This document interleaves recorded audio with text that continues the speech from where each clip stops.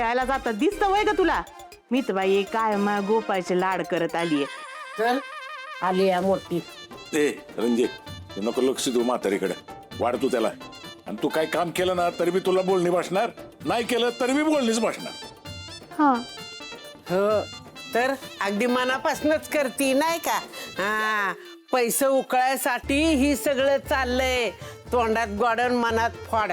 अगं तू किती बी गोड बोलली ना तर हो लांडगा एक पैसा हाताला लागून देतोय का बघा तुम्ही. झालं का? उचलली जीभ लावली टाळ्याला. आत्या हीच किंमत केली का माझ्या प्रेमाची? कुणा कुणाला कदर नाही बाई माझी या घरामध्ये. ए तू नको ध्यान देऊ, वाढ तू गप. म्हणजे ह्यो पण सामील आहे हिला.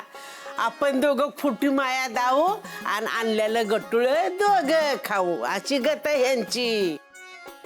गोपाळ तू नको ध्यान देऊ आत्यांकडे. बाई माहितीये ना कसं बोलतात त्या. मला काय बोलतात तुला माहिती, तुला काय बोलतात मला माहिती.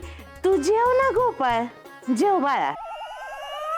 हा हौशी बघ जरा दादाकडं. हा हे असं करायचं बरं का समद. बाई किती संस्कार आहे गोपाळ दादावर, किती देवाचं करतोय. हा जरा शिका माझ्या गोपूकडनं.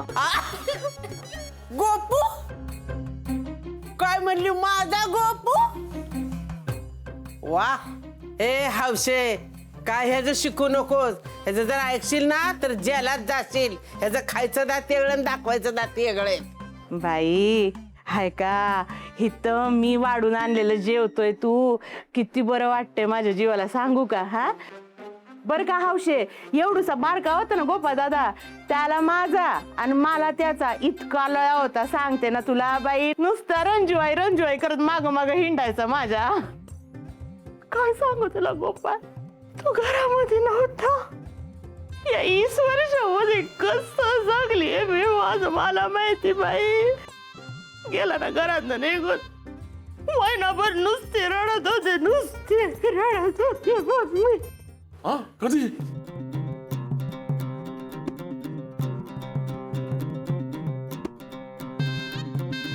हा बरोबर बरोबर. तू त्यावेळेला 8-10 वेळेला दवाखान्यात ऍडमिट बी झाली होतीस. हा ऍडमिट झाले होते मी.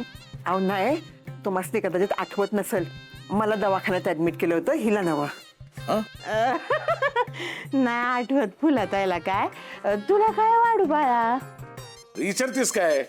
दिवसभर काम करून दमला असल, चांगले 4-5 पोळे वाढ. हा दीदी. अगं बाई बाई हे नको नको, मी ना गरम करून आणते चांगल्या तव्यावरच्या. मी एक काम करते ह्या संपलं की मग गरम करून आणायला मी का.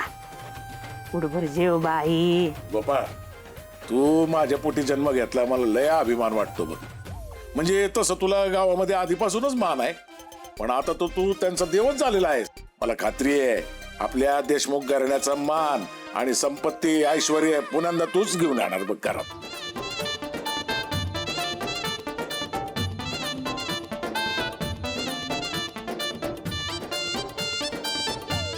लाली वहिनी माझं डाएट चालू आहे ना, तर मला जरा पापड खायचंय. चल ना बाहेर माझ्यासोबत. चल चल चल. आहो जेवा की. ये ना. काय चाललंय यांचं? हा नाही म्हणजे या आधी रंजना काकी आणि आप्पांनी गोपाळ दादाच्या पुढं पुढं कधीच केलं नाही. जसं आता पैसा बघितलाय की नाही तसं लईच पुळका आलाय त्यांना. काय भानगड आहे? बरोबर ओळखलंस तू. सगळा खेळ ह्याचा आहे ह्याचा. ते पोतं ओतलं की जामकरांनी सगळ्यांसमोर, त्यात पैसे दागिने सगळ्यांना दिसले. आपण आधी रागात सांगून बघितलं, पण मग ह्यांनी काय ऐकलं नाही. म्हणून आता रंजना आत्या आणि आप्पा यांच्याशी गोड गोड गोड गोड बोलायचं बघतायत, कारण पैसा नाचतोय ना डोळ्यासमोर. पण पैसा पुढं कोण कोणाचं नसतं बघ, असंच चाललंय ते. ते पण आहेच म्हणा. मला काय वाटतं माहितीये का, म्हणजे लाली वहिनी आता गोपाळ दादा बाहेर भक्तांची सेवा करणार, त्यातनं जो काही तो पैसा येणार आहे, म्हणजे तो जो काही दानधर्म येणार आहे त्यातनं जो काही पैसा येणार आहे तो तुझ्याकडे ठेव ना, म्हणजे आपल्याकडे ठेव ना. आपण तो व्यवस्थित ठेवू शकतो ना, ह्यांच्या हाती लागणारच नाही तो. काय वाटतं तुला? तू एकदा बोलून बघ बरं गोपाळ दादाशी. मी बोलायचा प्रयत्न केला त्यांच्याशी, पण ते काय बोलायला तयार नाही झाले. मला नाही माहिती. डिंपे, आले आजी. ये बस इथं. हा बस. बसले. बोल. जेवलीस का तू? नाही, ते मगाशी मी म्हणाले ना की मी डाएटवर आहे. पण आजी तेवढं प्रेमानं बोललीस की नाही, त्यातच पोट भरलं माझं. आहे ना, तुला करमत का इथं? कोण काय बोलत नाही ना, तरच नाही ना देत. हे मला कशाला कोण काय बोलत? उलट हा वाडा तर मला आता माझं स्वतःच वाटायला लागलाय. असं वाटतं इथनं कुठंच जाऊ नये. अगो बाय, असं वाटतं तुला? वय मग त्यासाठी मला एक शब्द दिला होता, तेव्हा आठवतोय का तुला? वय नाही. वय नाही. अगं आजी, अगं तुझा मुडदा बसावला तुझा, तुला उठला पिले तुझं लागलं दार. अगं तू इथं राहण्यासाठी मला 5 लाख रुपये द्यायचं कबूल केलं होतंस. आठवलं का आता? आठवते. मी तर आपली अशीच मस्करी करत होते तुझी. ते काय झालं ना, माझी बिग बजेट फिल्म येते, त्याचा ऍडव्हान्स मला 10 लाख रुपये मिळणार आहे. त्यातलं 5 लाख रुपये मी तुला अशी देईन, आणि नाही दिले ना तर नाव बदल माझं. शब्द या डिंपीचा. होय का? मग तो जर दिलं नाहीस ना, तर तुझ्या टिरीवर अशा लाथा घालून आहे ना, तुला ह्या वाड्यात ना बाहेर हाकलून देईल. हा, मग नरो आजीचा शब्द आहे हा. कळलं का तुला? कळलं. हा, जा आता, झालं माझं काम. चल जा.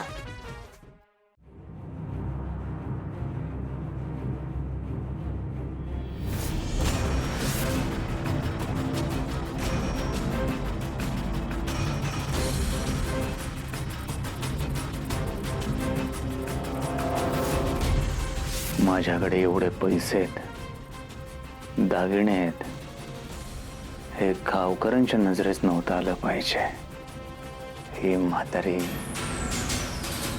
रंजना माझ्या पैशांवर डोळे ठेवून आहे, नजरेत दिसतंय त्यांच्या.